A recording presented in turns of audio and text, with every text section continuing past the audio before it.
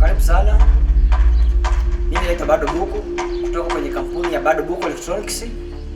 Nipo hapa kwa kukufundisha au kukujuza pindi umeme unapokatika kwako kwa jirani unawaka, ni nini utafanya.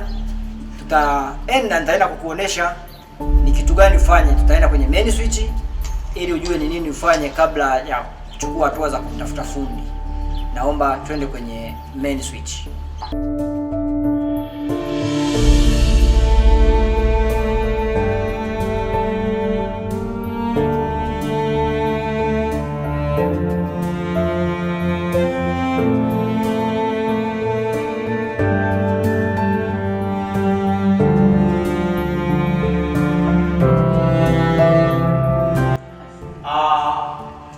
Mpenzi mtazamaji, nimekuelezea kwamba tunaingia kwenye main switch yetu.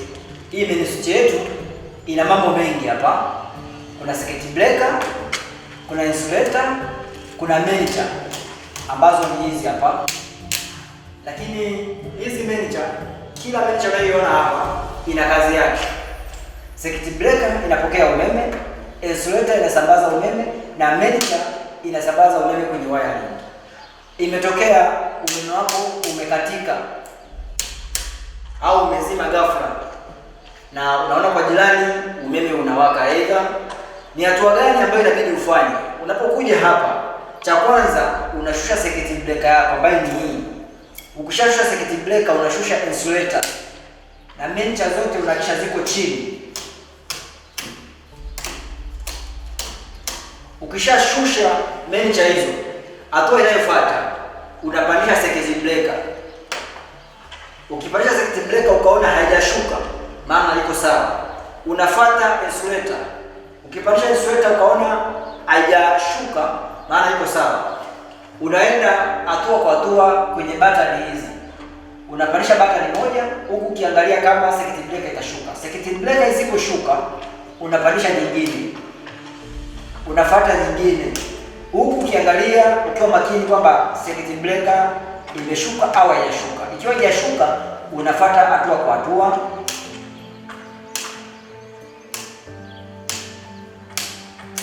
Hiyo line unaona kwamba iko sawa. Ukirudi kwenye line ya pili ambazo zote ni manager, unapandisha tena. Kwa mfano, umefika hapa ukaipandisha hivi, circuit breaker hii ikawa imeshuka, tayari utajua tatizo lako litakuwa kwenye hii line. Unachokifanya, inabidi ushushe hii line, upandishe hizi nyingine. Ushushe line, unashusha line, unapandisha circuit breaker. Hii line yako ambayo inasababisha hii circuit breaker itripu inakuwa chini, unapandisha zinazofuata.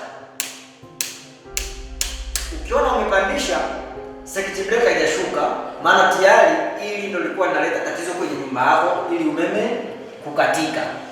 Alafu hapo unawasha circuit breaker yako, unaacha main switch hivyo. Unaweza kumpigia fundi kwa muda wako kwa ajili ya kuja kutatua tatizo kama hili. Mpenzi mtazamaji, nadhani tumepata kipindi kwa uchache, lakini nadhani tumeelewa kulingana kwamba ni nini ufanye umeme unapokatika kwa jirani wakati ukiwa unawaka. Tumeelezana vizuri, nadhani tumeelewana. Lakini pia umeme ukikatika, unaweza kunitafuta mimi kwa sababu mimi nahusikana na mambo yote ya umeme, mfumo zote za AC na DC, umeme mkubwa na umeme mdogo, na naweza nikatoa changamoto yoyote ambayo iko kwenye nyumba yako. Pia naweza nikakupa ushauri wa kitaalamu zaidi. Napatikana Mwanza Mkolani. Namba zangu za simu ni 07 53 46 33 19 au 07 41 63 33 19.